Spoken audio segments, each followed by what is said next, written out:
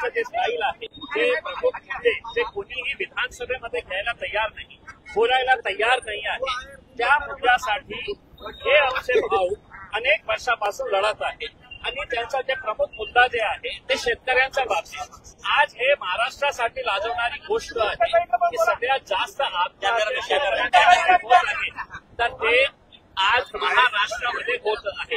याचा अर्थ हे आहे की सरकार फक्त घोषणा करत आहे आणि जे शेतकऱ्यांना फायदा पोहोचायला पाहिजे ते तिथपर्यंत पोहोचत नाही आहे. फक्त घोषणाच सरकारची चाललेली आहे.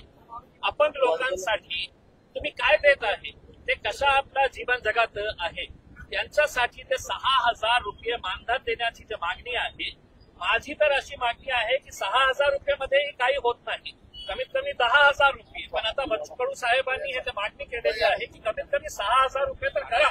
आपण कोट्यवधी रुपये असं फालतूगिरीमध्ये आपण खर्च करत आहे आणि हे जे लोक ज्यांच्या बाबतीत विधानसभेमध्ये कोणीही बोलायला तयार नाही. आता संपलेलं आहे विधानसभेचं अधिवेशन, त्याच्यामध्ये तुम्ही सांगा की कोणत्या शेतकऱ्यांच्या प्रश्नावर चर्चा झालेली आहे, कोणत्या अपंगांच्या बाबतीत चर्चा झालेली आहे, महिलांच्या बाबतीत कोणती चर्चा झालेली आहे.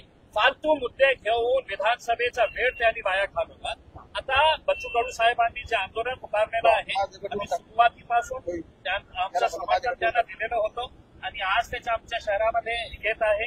त्यांच्या आंदोलनाला आमचा पूर्ण पाठिंबा आहे आणि माझी विनंती आहे देवेंद्र फडणवीस साहेबांना की लवकरात लवकर त्याचा तोडगा काढा, जे मान्य आहे पूर्ण करा, नाहीतर बच्चू कडू साहेब जे आंदोलन पुकारतील आम्ही त्यांना पाठिंबा देऊ आणि हे आंदोलन कशा प्रकारे तीव्र करता येईल याच्या बाबतीतही आम्ही त्यांना सहकार्य देऊ. बरं, ते बुलढाण्यामध्ये